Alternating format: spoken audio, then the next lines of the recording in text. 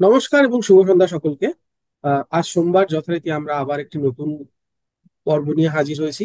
আহ, আমরা সাধারণত বাণিজ্যে বশত লক্ষিতে আমরা বিভিন্ন রকম বিনিয়োগ সংক্রান্ত বিষয় নিয়ে আলোচনা করি। সেটা মিউচুয়াল ফান্ড হতে পারে, সেটা শেয়ার মার্কেট হতে পারে, সেটা ফিক্সড ডিপোজিট, সোনা, ইটিএফ। আমরা নানান রকম বিষয়, নানান রকম টুলস নিয়ে আমরা আলোচনা করছি, যেটা খুবই বাস্তবধর্মী। সেটা নিয়ে অস্বীকার করার কোনো জায়গা নেই। তবে আজকে আমরা যে বিষয়টি নিয়ে আলোচনা করব সেটা মুদ্রাস্ফীতির মতোই ভয়ঙ্কর, বলা যেতে পারে তার থেকেও ভয়ঙ্কর। কারণ জীবনে অনিশ্চয়তা কখন আসবে, কখন আসবে না, কিভাবে আসবে সেটা কেউ বলতে পারে না। সেটা সব থেকে বড় চাক্ষুষ করে দিয়ে গেছিল সাম্প্রতিক সময়ে করোনা। আর আরো সাম্প্রতিক কালে এই সম্প্রতি টিসিএস, মানে আমাদের বলবো আমাদের দেশের অন্যতম সেরা একটি সংস্থা, তারা ঘোষণা করেছে তারা 2% বা তার বেশি কর্মী ছাঁটাই করছে। এর ফলে অন্ততপক্ষে 12,000 ছেলে মেয়ের চাকরি চলে যাবে।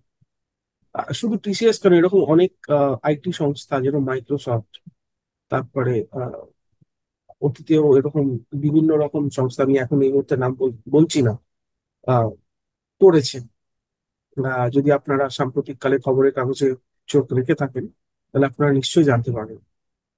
তো এর সঙ্গে আমাদের দৈনন্দিন জীবনের প্রভাব কতটা সেটা তো আমরা সকলেই জানি। আজকে আমরা সেই বিষয়টা নিয়ে আলোচনা করব। জীবনে অনেক কিছুই নিশ্চিত, আবার অনেক কিছু অনিশ্চিত বটে। তো আমরা নিশ্চয়তা আর অনিশ্চয়তার মাঝখানে দুলতে থাকি।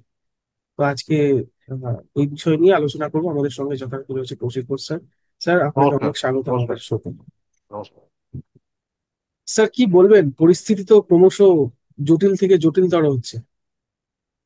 দেখুন, এই পরিস্থিতি সব সাইকেলে আসে। ওপরে যায় নিচে আসে, ওপরে যায় নিচে আসে। কিন্তু একটা জিনিস আমার যেটা খুব, মানে কি বলবো, আমাকে বিচলিত করেছে, এবং এটা এটা নয় যে প্রথমবার এরকম হয়েছে। আপনি যদি দেখেন কোনো কোনো সংস্থার যে কর্ণধার, সে কিন্তু তার মাইনে বা তার বোনাস বা তার ইসপস সব অব্যাহত রেখেছে। এমনকি একদম। তাদের মানে প্রতি বছর আপনার কি বলবো, আয়ের সংখ্যা বেড়েই যাচ্ছে। হুম। অথচ অথচ যারা অনেক কম আয় করে, এরকম হুম। হাজার হাজার কর্মী ছাঁটাই করে, তারা হুম। বলছে যে এটা এআই এর এআই এর কোপ, এই জন্য হয়েছে ওই জন্য হয়েছে। তো এখন লোকে বলতে পারে যে দেখুন, একটা সংস্থা চালাতে গেলে এইসব হয়ই হয়েই থাকে। হ্যাঁ, হয়েই থাকে। কিন্তু সমস্যাটা হচ্ছে যে যাদের মানে চাকরি চলে গেল, খালি তো তারা নয়, তাদের পরিবার। 12,000 লোক চাকরি গেল, এবং ওখানে লেখা আছে মিডল লেভেল, সিনিয়র লেভেল। তো ধরে নিন 12,000 লোক মানে প্রায় 50,000 পরিবার সব 50,000 জন্য। মানুষের ক্ষতিগ্রস্ত হ্যাঁ, হয়েছে আর কি।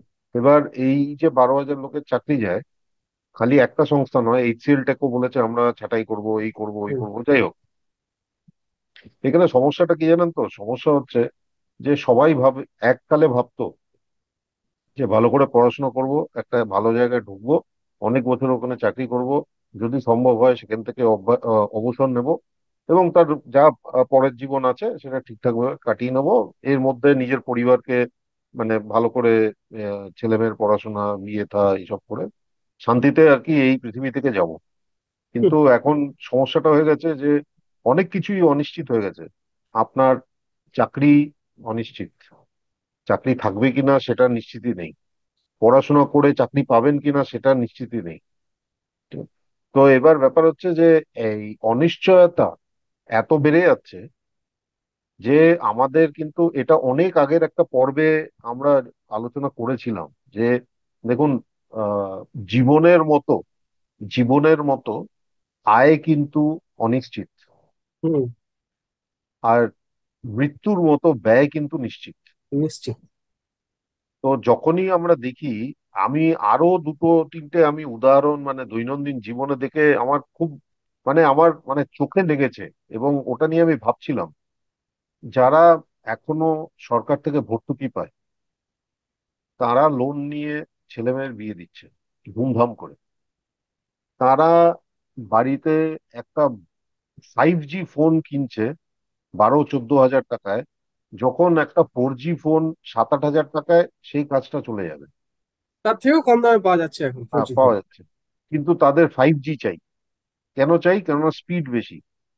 তা আমি এইসব শুনে আমি ভাবছিলাম যে মানে এখন মানে কোন দিকে আমরা যাচ্ছি। মানে হুম। লোকের কি ভবিষ্যতের কোনো চিন্তা নেই?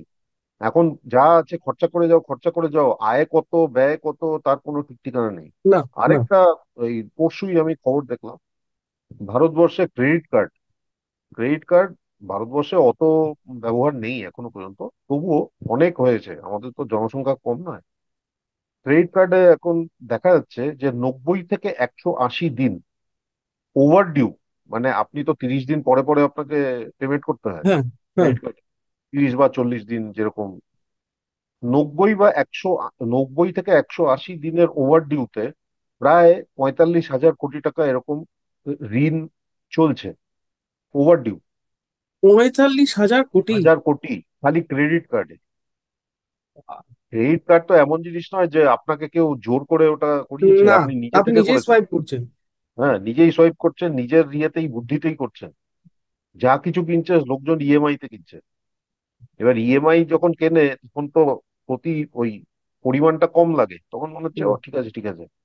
কিন্তু 5-6টা ইএমআই করে তারপর হঠাৎ দেখা গেল যে ও এবার তো আমি সামলাতে সামলাতে পারছি না। পারছে না।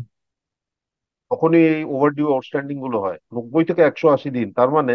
আর মনে রাখবেন ক্রেডিট কার্ডের যে ওভারডিউ আছে তাতে হুম। আপনার যে ইন্টারেস্ট রেট সেটা দু হুম। থেকে তিন পার্সেন্ট মাসিক। হ্যাঁ, মাসিক মাসিক, থেকে এক্স্যাক্টলি। 3%। মানে মহাজনরা যেরকম রেট নেয় ওরকম রেট নেয় ব্যাংক। ঠিক আছে। 24%, 36% সুদ নিচ্ছে। হ্যাঁ, সুদ দিচ্ছে। কিন্তু ক্রেডিট কার্ড আমি খরচা করব, কেননা আমাকে লোক দেখাতে হবে। তো এইসব দেখে টেকে আমি ভাবলাম যে আজকের একটা মানে আমরা তো অনেক কিছু এই মিউচুয়াল ফান্ডে করুন, ওইটা ভালো, এটা এই ওটা সেই ওইসব করেছি, কিন্তু মিউচুয়াল ফান্ডে যে করবেন সেটা তো টাকা আপনাকে কোথায়? পুঁজি জমা করতে হবে। পুঁজি যদি জমা করতে হয় তাহলে আপনাকে আয় আর ব্যয়ের মধ্যে একটা ব্যালেন্স আনতে হবে, না হলে তো হবে না। তো সেই ভেবেই আর কি আপনাকে আমি বলেছিলাম যে আজকের হয়তো আমাদের টপিকটা একটু আলাদা করা উচিত। খুব সংক্ষেপে বলছি। ব্যয় যেরকম দেখুন, আমাদের সার্বজনিক সেবা মানে কি, গভর্নমেন্টের যা দেয়, যেরকম শিক্ষা, স্কুল কলেজ, স্বাস্থ্য ব্যবস্থা, গভর্নমেন্ট হসপিটাল, পরিবহন, গভর্নমেন্ট ট্রান্সপোর্ট মানে যে মিউনিসিপাল ট্রান্সপোর্ট, বাস, এগুলো, হ্যাঁ, বাস ট্রেন, এগুলো এগুলো কিন্তু মানে যে পরিমাণে হওয়া উচিত এবং যে কোয়ালিটির হওয়া উচিত, যে মানের হওয়া উচিত সেটা নয়। তাই জন্য হুম। আমরা অনেকেই বাধ্যতামূলক ভাবে কি করি, আমরা নিজেদের ওটার সংস্থা করি খরচা করে। যেরকম আমরা হুম। প্রাইভেট স্কুলে ছেলে মেয়েদের পাঠাই, প্রাইভেট কলেজে হ্যাঁ। পাঠাই, প্রাইভেট হুম। হাসপাতালে যাই, নিজের গাড়ি বা টু হুইলার কিনতে বাধ্য হই। হুম। সেগুলো তো বাড়তি খরচ না? হ্যাঁ, সরকার একদম। সরকারি যে এই সার্বজনিক সেবা, এই ঘাটতির জন্য আমাদের এমনিতেই বেশি খরচা করতে হচ্ছে। হুম। দ্বিতীয়ত হচ্ছে, দেখুন সব সরকারই, কেন্দ্র সরকার, রাজ্য সরকার, আপনার মিউনিসিপ্যালিটি থেকে শুরু করে সবাই খরচা করছে ভোটের জন্য। এই দেব হুম। ওই দেবো প্রতি ভোটের আগে, এই ঠিক। করব সেই করব, একে এত দেবো মাসে, ওকে এত দেবো মাসে, এর জন্য এটা ফ্রি করে দিলাম, ওর জন্য এটা হুম। কম টাকায় করে দিলাম। তো এই পয়সাটা তো লাগে, টাকা দেবে গৌরীসেন। গৌরীসেনটা কে? গৌরীসেন জনতা। হচ্ছে যারা করদাতা। যারা একদম। করদাতা কারা?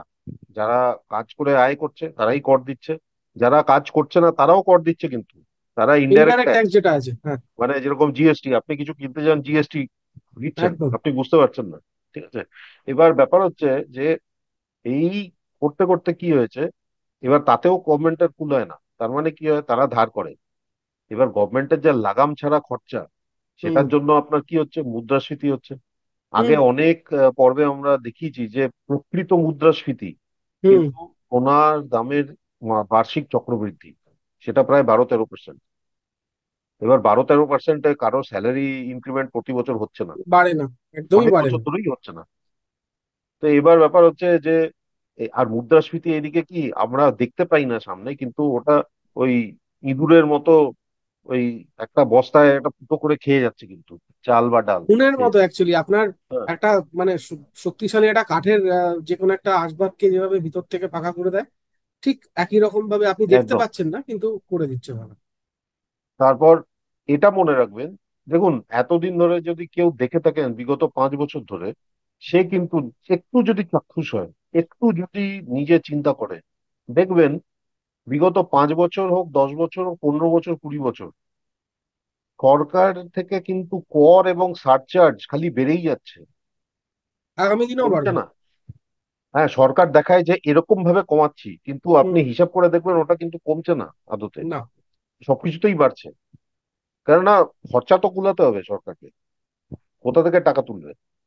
এত জনমোহিনী প্রকল্প চলছে, হ্যাঁ, তো তো কিছু করার খুব নেই। স্বাভাবিক এখন সেটা দেখুন, চালাতে গেলে তো আমাদের ব্যাপার কাছ হচ্ছে থেকে। লোকে বলবে এগুলো কি সরকারের করা উচিত নয়? এটার উত্তর দাদা এই পর্বের নয়, সরকারের নিশ্চয়ই করা উচিত, যাদের ক্ষমতা নেই তাদের নিশ্চয়ই দেখভাল করা উচিত সরকারের। হুম, কিন্তু তাই বলে এই নয় যে যারা কাজ করছে এবং যারা আয় করছে তাদের ঘাড় ভেঙে সবকিছু করা উচিত। আমি তো হুম, বলবো তাই। তো হুম। এবার আরেকটা হচ্ছে অদ্ভুত জিনিস আমাদের মানে সমাজে, আমাদের দেখুন প্রত্যাশা পূরণ করার মানে দৈনিক সংগ্রাম, সবার প্রত্যাশা পূরণ করছি, সে ছেলে হোক মেয়ে হোক, মানে নির্বিশেষে, পুরুষ হোক হুম। মহিলা হোক, সবার প্রত্যাশা পূরণ করতে আমাদের দৈনিক সংগ্রাম, দৈনন্দিন সংগ্রাম। এরকম পরিবারের প্রত্যাশা, কর্মসংস্থানে কর্মকর্তার প্রত্যাশা মানে বসের প্রত্যাশা, তারপর সমাজের প্রত্যাশা, মানে এই অনুষ্ঠানে যেতে হবে, এরকম ভাবে যেতে হবে, একটা, ওটা এই সৃজনশীলতা ধরনের ওটাকে উপহারই বলে। দিতে হবে। হ্যাঁ, দিতে হবে, কিন্তু কিছু করার নেই, ওটা হচ্ছে প্রত্যাশা।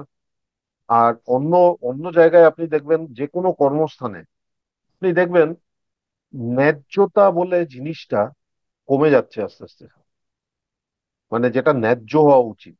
যেরকম দেখবেন অনেকে আহ, এখনো কাজ করে যাচ্ছে যারা কিন্তু কিছু কাজই করে না, তাদের কোম্পানিতে তারা আছে, হুম, হুম, অথচ হুম। ভালো ভালো লোকরা ওখানে ফ্রাস্ট্রেটেড হয়ে ছেড়ে চলে যাচ্ছে। ঠিক।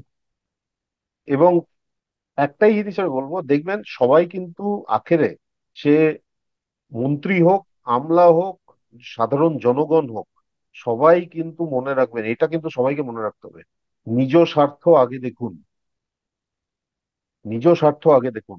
কেননা কি কি অনিশ্চিত, অনিশ্চিত হচ্ছে জীবিকা, আপনার চাকরি থাকবে না থাকবে না, আপনার ব্যবসা ভালো করবে না করবে না, এটা নিশ্চিত নয়। না। ভালো বেতনের কর্মসংস্থান এখন পাওয়া খুব ঝামেলার ব্যাপার মুশকিল। হয়ে গেছে। তার কারণ হচ্ছে কর্মসংস্থান আছে, লোক বেশি হয়ে গেছে, চাহিদা বেশি হয়ে গেছে।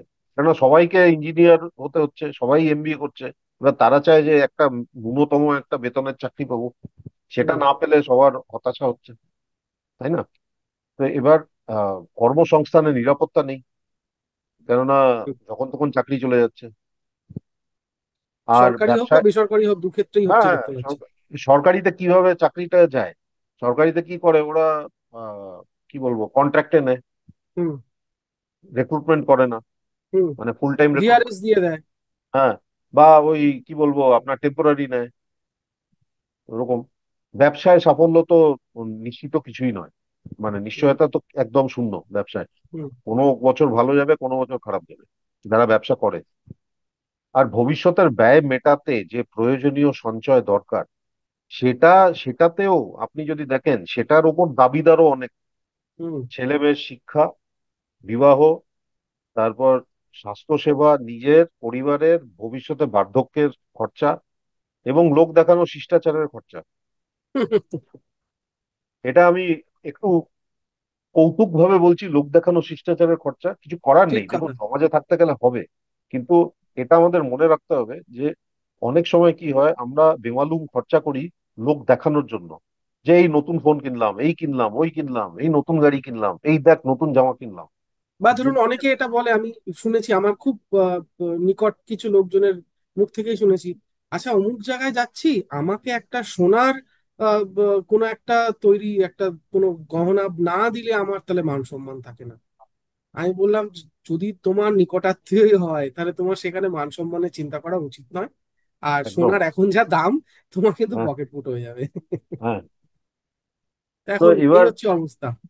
হ্যাঁ, তো এবার, এবার দেখুন কি করা যায়, পরের প্রশ্ন হচ্ছে আমরা কি করতে পারি। এগুলো তো সব আছে, আর আরো কিন্তু দিন দিন দেখবেন চাকরির চাহিদা বেড়ে যাচ্ছে, অত চাকরি নেই, না। ভালো বেতনের কর্মসংস্থান কিন্তু অত থাকবে না, এইটুকু না। সবাই জানে। সিম্পল কারণ দেখুন, অনেক কিছু আপনার টেকনোলজিক্যাল অ্যাডভান্সমেন্টের জন্য অনেক জায়গায় কি হচ্ছে, মানুষের দরকার হচ্ছে না, এবার হুম। সেটা কিন্তু যুগ যুগ ধরে হয়ে এসছে। হুম। এককালে যেরকম আপনার আহ, আহ, বড় ফ্যাক্টরিতে অনেকে থাকতো, এখন দেখবেন হুম। বড় ফ্যাক্টরিতে অনেক কম। কেন? অনেক কিছু রোবট করছে, অটোমেশন হয়ে গেছে। অটোমেশন হয়ে গেছে। এখন সেটা সেটা নিয়ে মাথা টুকলে লাভ নেই। এটা দেখতে হবে যে আপনার কোথায় এক কোথায় মানে লোকের দরকার, সেই অনুযায়ী আপনাকে আপনার জীবনটা মানে তৈরি করতে হবে। সমস্যাটা হয়ে গেছে এটা এখানকার আলোচনার বিষয় নয়, সমস্যা হয়ে গেছে সবাই চায় অফিসে বসে কাজ করতে। কিন্তু আপনি দেখবেন যারা এক প্রকৃত ভালো হাতের কাজ করে না, তাদের আয় অনেক বেশি, কিন্তু লোকে চায় না হুম। ওটা করতে।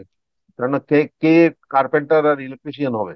অথচ ভালো কার্পেন্টার, ইলেকট্রিশিয়ান, প্লাম্বারের কিন্তু প্রচন্ড ডিমান্ড, বিরাট প্রচন্ড চাহিদা, ডিমান্ড। বিরাট চাহিদা, বিরাট হ্যাঁ, চাহিদা।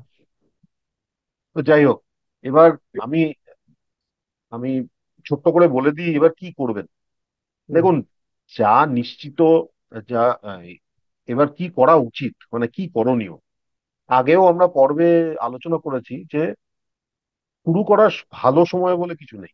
আপনি আজই শুরু করুন। ভালো সময় কাল ছিল, যদি কাল শুরু না করেন আজ শুরু করুন। আজ আপনি খাতা নিয়ে বসুন, খরচা, আয়, এই দুটো দেখুন কি ব্যাপারটা কি। তাই জন্য প্রথমে আপনার আয়ের সংস্থানটার উপর মনোনিবেশ করুন। ওটা ওটা যেন থাকে। কারণ আয় না হুম। থাকলে কিন্তু অনেক সমস্যা হয়। খালি টানাটানির ব্যাপার নয়, আপনার কিন্তু পরিবারের সামনে বলুন বা সমাজের সামনে বলুন, আপনার যে একটা সম্মান আছে সেটা কিন্তু ক্ষয়ে যায়। এটা এটা হচ্ছে বাস্তব, কিছু করার নেই। কেউ ঠিক আপনাকে কথা। পাত্তা দেবে না। না। দ্বিতীয়ত হচ্ছে আপনার সঞ্চয় এবং জরুরি তহবিল যেটা আছে, এমার্জেন্সি ফান্ড যেটাকে বলে, সেটা যদি তৈরি না করে থাকেন, আজকেই থেকেই শুরু করুন এবং সেটার উপর চিন্তা করুন। এবং স্যার, অনেকেই ভবিষ্যতে, ওটা জানে না যে জরুরি মানে ইমার্জেন্সি ফান্ডটা কি। যে আপনি একটুখানি বলে দেন আরেকবার, তাহলে আমার মনে হয় সুবিধা দেখুন, হবে। এমার্জেন্সি ফান্ড মানে হচ্ছে সোজা সাপটা কথা। আপনি আপনার মাসিক আয় 50,000 টাকা, আপনার পরিবারের খরচা আমি ধরে নিলাম হচ্ছে 40,000 টাকা মাসে। তার মানে আপনার পরিবারের খরচা প্রতি মাসে ন্যূনতম আপনার 40,000 টাকা দরকার। হুম। এই আপনার ধরে নিন আপনার কোনো কারণবশত আপনার আয় ব্যাহত হলো, আপনার শরীর খারাপ হলো, বা আপনার চাকরি চলে গেল, বা ধরে নিন আপনি ভাবলেন আমি আরেকটু পড়াশোনা করি, আমার 1 বছর আমাকে ছুটি নিয়ে আমি পড়াশোনা করব, অনেক কিছু হতে পারে। আপনি কি করবেন? পরিবার কি চলবে না? চলতে তো হবেই। তাই জন্য এমার্জেন্সি ফান্ড ন্যূনতম আপনার 6 মাসের খরচা কোথাও একটা রাখা দরকার, হুম। জমিয়ে রাখা দরকার। আমি বলবো 1 বছর, 2 বছর বা 3 বছর অব্দি রেখে রাখা দরকার সেফটির জন্য। বাট ন্যূনতম মিনিমাম 6 মাসের খরচা আপনার কোথাও একটা সঞ্চয়ে, মানে সেটা এফডি করুন, মিউচুয়াল ফান্ড করুন, কোথাও একটা রেখে দিন। কেননা হুম। যখন এমার্জেন্সি হবে তখন ওখান থেকে আপনি নিতে পারবেন। তো এটাকে ঠিক। বলে এমার্জেন্সি ফান্ড। আর ভবিষ্যৎ মানে আপনার যখন বয়স হয়ে যাবে, যখন আপনার আয় কমে যাবে বা চলে যাবে, তখন আপনি কি করবেন? সেটা তো জমা করা পুঁজি থেকেই আপনাকে বাঁচতে হবে, তাই না? হুম। যতই আপনি বড় আয় করুন, আপনার তো জমা করা পুঁজি থেকেই আপনাকে বাঁচতে হবে। যে এখন হতে পারে আপনি 10 লাখ টাকা মাসে আয় করছেন, আপনার লাইফস্টাইলও কিন্তু ওরকম, ওরকম হুম। খরচাবহুল। আপনি ঠিক। ভবিষ্যতে যদি ওরকম খরচাবহুল লাইফস্টাইল করতে চান, তাহলে কিন্তু আপনাকে অতখানি পুঁজি জমা করতে হবে ভবিষ্যতের জন্য। ঠিক কথা। এইটা কিন্তু লোকে ভুলে যায়। তারপর আপনার ধরে নিন আহ, ভবিষ্যৎ ভবিষ্যতের পুঁজি তো আমরা বললাম। একটা জিনিস দরকার, আগে কি বলা হতো, আয় যা করছো, ব্যয় করার পর যা আছে সেটা সঞ্চয় করো। আমি বলবো আজকের জীবনে উল্টো, আগে সঞ্চয় করো, বাকি যেটা আছে সেটা ব্যয় করো। ঠিক কেননা কথা। এখন কি হয়েছে, মানে ওই লাইফস্টাইল, যেটাকে লাইফস্টাইল ডিজিজ বলে, লাইফস্টাইল মেনটেন করতে গিয়ে এত উল্টোপাল্টা খরচা হয়ে যাচ্ছে না, লোকে মানে কুলোতে পারছে না। ঠিক আজকে কথা। এই নতুন ফোন কিনবো, কালকে ওই নতুন জামা কিনবো। কেনো? ভালোভাবে থাকো, কোনো সমস্যা নেই। কিন্তু তাই বলে এই নয় যে প্রতি বছর একটা করে ফোন কিনছি। দরকার নেই প্রতি বছর ফোন কেনার, তাই না? একটা ফোন খুব অনেকেই আমি দেখি চোখ বন্ধ ফোন করেও মানে যা যদি কিনে খারাপ না নিয়েছি, হয়। ইএমআই তে পাওয়া যাচ্ছে, কিনে নিয়েছি। সেই। আর এই লোক দেখানো যে ব্যয় করা, এটা একটু বন্ধ করতে হবে, নাহলে কিন্তু দেখুন এটা হচ্ছে, আপনার ধরে নিন ওজন অনেক বেড়ে গেছে, এবার হুম। ডাক্তারের কাছে আপনি গেছেন, ডাক্তার বললো দাদা দেখুন, আপনি এক্সারসাইজ করুন ঠিক আছে, কিন্তু আপনাকে খাওয়া কমাতে হবে। আপনি যদি বলেন ডাক্তারবাবু আমি খাওয়া কমাতে পারবো না, আমার ওজন কমাতে হবে, তার ডাক্তারবাবু আপনাকে কিছুই করতে এক পারবে না। এক না না, ডাক্তারবাবু বলতে পারেন যে ঠিক আছে, আপনি তাহলে বেশি এক্সারসাইজ করুন, সেটাও বলতে পারেন। আর এটাও বলতে পারেন কিছু ওবেসিটি ড্রাগ ফাগ আছে যেটা আপনার খাওয়ার ইচ্ছেটাকে কমিয়ে দেয় আর কি খেলে। কমিয়ে দেবে। ঠিক আছে, তাহলে সেরকম কিছু একটা ট্যাবলেট দেবে। আপনার যদি নিজস্ব কোনো মানে সংযম না থাকে, তাহলে তো আপনি ওজন কমাতে পারবেন না, তাই পারবো না? না। ঠিক ওরকম ভাবেই আপনাকে বসে চিন্তা করতে হবে, আমার ভবিষ্যৎ কি, পরিবারের ভবিষ্যৎ কি। 10 বছর পর আমি আমি যাদেরকে দেখানোর জন্য এখন খরচা করছি, 10 বছর পর তারা কিন্তু মনে রাখবে না এইসব। কিন্তু 1 বছর আমার পরেই মনে যদি রাখবে না স্যার, 10 বছর তো অনেক বড় বড় সময়কাল হয়ে গেল। 1 বছর পরেই মনে রাখবে না। আমি ধরে রাখছি 10 বছর পর মনে রাখবে না। কেন বলছি, কারণ 10 বছর পর আপনার আর্থিক অবস্থা যদি খারাপ হয় না, তারাই বলবে, আরে এ তো বেমালুম খরচা করতো, তো হবেই তো এরকম। তারা ঠিক। কিন্তু তখন বলবে না, ও বাবা, ও একটু সাহায্য করি। কেউ আপনার পাশে থাকবে না, আপনার বা আপনার পরিবারের পাশে থাকবে না কেউ। আর যতই আপনি সোনার তৈরি গহনা উপহার দিন না কেন, কেউ পাশে থাকবে না। অর্থ এমন একটা জিনিস যেটা আমরা দেখেছি, মানে আপনার পরিবারের মধ্যে বাবা মা ছেলে মেয়ের মধ্যে, ভাই বোন, ভাই ভাই, বোন বোন, মানে বাকি তো ছেড়েই দিলাম, নিকটতম আত্মীয় তো ছেড়েই দিলাম, একটা পরিবারের মধ্যে অর্থ নিয়ে দ্বন্দ্ব, সেই নিয়ে টানাটানি নিয়ে পরিবার ভেঙে গেছে। প্রচুর। অর্থ অনর্থের মূল বলে তো। হ্যাঁ। তো তাই তাই জন্য আমার মানে আমার মানে কি বলবো, বিনম্র, মানে বিনম্র ভাবে আমি সবাইকে বলছি, হাত জোড় করে বলছি, আজকে থেকে শুরু করুন। ভবিষ্যতে কিন্তু আপনার পরিবার এবং আপনাকে সুরক্ষিত রাখার জন্য আজকে থেকে শুরু করুন।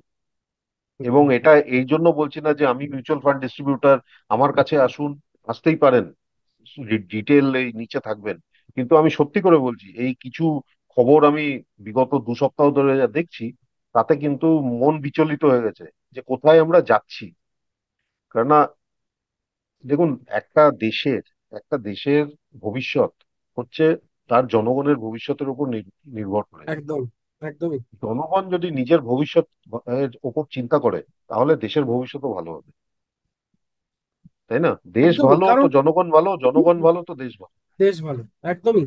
দেশ তো আর মাটি দিয়ে হয় না স্যার, দেশ মানে লোকজন নিয়েই হয় আর কি। তো আপনি যদি, আপনার যদি ভবিষ্যতে খরচ করার ক্ষমতাই না থাকে, তাহলে আপনি দেশের অর্থনীতিতে যোগদান দেবেন কি করে? আপনার তো কোনো রকম কোনো কন্ট্রিবিউশন কিছুই থাকছে না। এবং আরেকটা জিনিস আমি বলে রাখছি, আজকে আমরা বলি, ও এত, ও ওরা তো ভর্তুকি নেয়, ওদের সাবসিডি দেওয়া হয়। দেখুন, আমি এইটুকু জানি, আমি অনেক স্তরের লোকের সাথে এত বছর ধরে কথাবার্তা বলেছি, কাজকর্ম করেছি। একটা জিনিস আমি জানি, কারো একটা মানুষও নেই এই পৃথিবীতে, হ্যাঁ, যে কিন্তু ভর্তুকি নিতে চায়। কেউ বলে না আমি কিছু করব না, আমাকে সে টাকা দাও। কেউ বলে না। সবার একটা আত্মসম্মান আছে, সবাই চায় নিজের পায়ে দাঁড়াতে। সে তাকে গরিব বলুন, বড়লোক বলুন, যাই বলুন, সবার কিন্তু ওর মনে ওটা আছে, যে আমি নিজের পায়ে দাঁড়াবো, নিজে যা কামাবো সেটাই আমি খরচা করব। হ্যাঁ, তাদের অবস্থা এখন কিছু কারণের জন্য ওরকম হয়েছে, তাই জন্য আমাকে বাধ্যতামূলক ভাবে ভর্তুকি নিচ্ছে। কিন্তু আপনি যদি সত্যি করে কাউকে জিজ্ঞেস করেন না, সে কিন্তু নিজে থেকে বলবে না যে আমি ভর্তুকি চাই। কেউ চায় না। সবাই চায় নিজে কাজ করব, নিজে নিজের মতো আমি কাজ করে নিজের আত্মসম্মানে আমি থাকবো, সোজা কথা। এবং ঠিক কথা। সেটাই সেটাই মনে রাখতে হবে, আপনার আত্মসম্মান যদি বজায় রাখতে হয় ভবিষ্যতে, সেটা কিন্তু আপনার আর্থিক অবস্থার সাথে একদম জড়িত, এইটুকু মনে রাখবেন। ঠিক কথা। তো আহ, রবীন্দ্রনাথ একটা কথা বলেছিলেন, উত্তম নিশ্চিন্তে চলেন অধমের সাথে, যিনি মধ্যম তিনি রহেন পাছে। সমস্যা হয়ে গেছে মধ্যবিত্ত শ্রেণীকে নিয়ে। এবার যারা উচ্চবিত্ত, যাদের কাছে প্রচুর টাকা আছে, তাদেরও তো দেখছি আজকে অনেকেরই দেউলিয়া অবস্থা। হ্যাঁ, যারা একেবারে নিম্নবিত্ত, যে সংখ্যাটা সব থেকে বেশি, তারা ভবিষ্যতের কথা চিন্তা করেন না যে তা নয়, এমনটা নয়। আহ, কিন্তু চিন্তা করার জন্য যে সামান্য পুঁজিটুকু লাগে, যার জন্য যে রোজগারটুকু লাগে, সেটা তাদের দিন নির্বাহ করতেই চলে যায়। ফলে অতিরিক্ত কিছু যে তারা করবেন সেটা ভাবেন না। একমাত্র একটি শ্রেণী আছে, উচ্চবিত্তরা প্রচুর বিনিয়োগ করেন, সেটা নিয়ে কোনো সন্দেহ নেই, করেন, প্রচুর বিনিয়োগ করেন। মধ্যবিত্তদের সমস্যাটা হচ্ছে তারা উচ্চবিত্ত হতে চায়, নিম্নবিত্ত হতে পারবে না।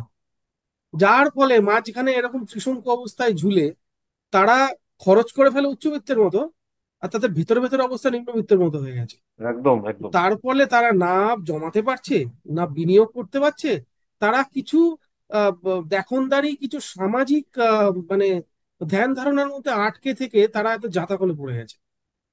তো সেই জাতাকল থেকে যতক্ষণ না তারা বেরোতে পারছে বা যতক্ষণ না তারা এটা ভাবতে পারছে যে আমাদের এবার এটা করা প্রয়োজন, আমাদের করতেই হবে, না হলে আগামী 20 বছর পর যখন 400 টাকা কিলো চাল হবে তখন আমাদের খাওয়ার সামর্থ্য থাকবে না, তারা এই জিনিসটা ভাবতে পারছে না বা ভাবছে হয়তো হবে না। আমরা এখানে দুটো কাঁচা পাকা চুল নিয়ে দুজন মধ্যবয়স্ক ভদ্রলোক বসে যা খুশি তাই বকে চলেছে, 400 টাকা কিলো চাল হয় নাকি কোনোদিন? 1975 সালে যখন 1 টাকা কিলো চাল ছিল না, তখনও মানুষ এটাই ভাবতো, দূর 1 টাকা হবে নাকি কোনোদিন চালের কেজি। আপনি এখন 80 টাকা দিয়ে খাচ্ছেন তো, 40 বছরের মধ্যে হয়ে গেছে সোনার কিন্তু। দাম 2003-এ সোনার পাঁচ দাম 5,000 টাকা 10 গ্রাম ছিল। আজকে 1,00,000 টাকা 10 গ্রাম। অত, আমি বললাম অত দূরেও যাচ্ছি না, আমি 2015 সালের কথা বলছি। সে 2015 সালেও 25 থেকে 27 হাজার টাকার মধ্যে ঘোরাফেরা করেছে 10 গ্রামের দাম। আমার খুব ভালো করে মনে আছে 2015 সাল। তার কারণ আমার অনেক সোনার গহনা কিনতে হয়েছিল সে বছর, সে কারণে আরো মানে প্রত্যক্ষভাবে আমার জিনিসটা মনে আছে। তো 25 হাজারে যদি ধরি, সেটা 4 গুণ বেড়ে গেছে 10 বছরে। আমি বলছি 20 বছরে তাহলে হিসাব মতো 8-9 গুণ বাড়ার কথা। আপনার 10 বছরের চালের দাম তাহলে 4 গুণ হিসাব মতো বাড়বে। আপনি 80 টাকা করে খাচ্ছেন, 4 গুণ বাড়লে কত হয়? 320। সহজ 320 টাকা ধরে নিন না। তা আপনার ভাবতে খুব কষ্ট হচ্ছে এটা, যে 400 টাকা কিলো চাল যাবে, দুটো মধ্যবয়স্ক লোক যা খুশি তাই বকে যাচ্ছে? না, আমরা বকছি না, বিশ্বাস করুন, আমরা বকছি না। কারণ মুদ্রাস্ফীতি আপনাদের ওই যে বলে আপনারা দেখতে পাচ্ছেন না, কিন্তু আপনি যে চেয়ারটায় বসে আছেন সেটা অলরেডি ফাঁকা করতে শুরু করে দিয়েছে, আপনার পায়া না নিচে আস্তে আস্তে নেমে যাচ্ছে। আপনি যখন বুঝবেন তখন দেখবেন চেয়ার নেই, আর আপনি মাটিতে বসে আছেন, কতগুলো ধুলো, হলুদ ধুলোর মাঝখানে আপনি বসে আছেন, ঘুনে সব ঘটি বাটি চাটি করে দিয়ে বেরিয়ে গেছে। তো ফলে আপনারা ওই দেখনদারির ব্যাপারটা একটুখানি কমান। চাকরি অনিশ্চিত, জীবনও অনিশ্চিত।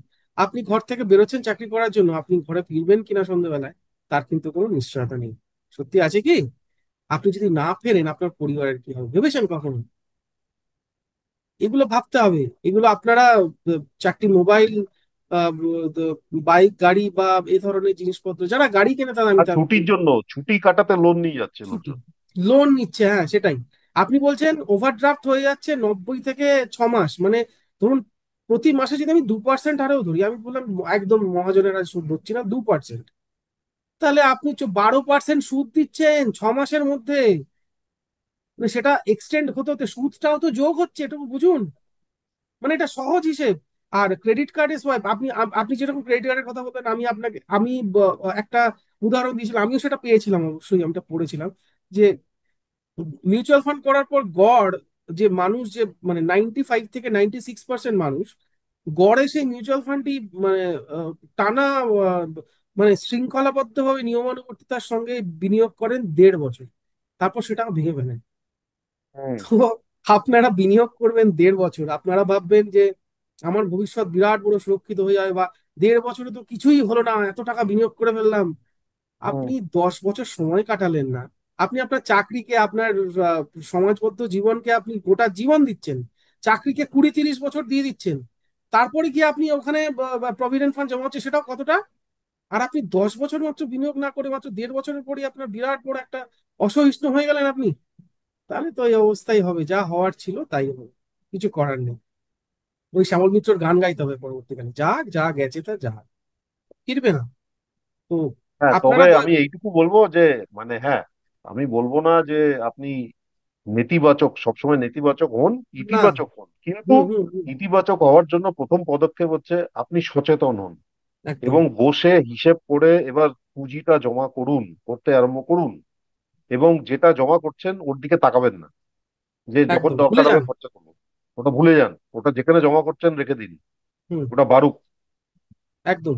ওখানটা যদি দেখেছেন, যদি হাত দিয়েছেন, আপনি একটা গাছ পোতার পরে প্রত্যেকদিন ওই ফিতে নিয়ে সেন্টিমিটার মাপতে যান যে আমার গাছটা কতটুকু বড় হয়েছে, দেখি আজকে দুটো ডাল কাটা যাবে, আজকে আমার একটু আগুনের দরকার, আজকে আমি দুটো পাতা চিবোতে হবে, আমাকে একটু ছিঁড়ে নিলেন, করেন এগুলো? করেন না তো।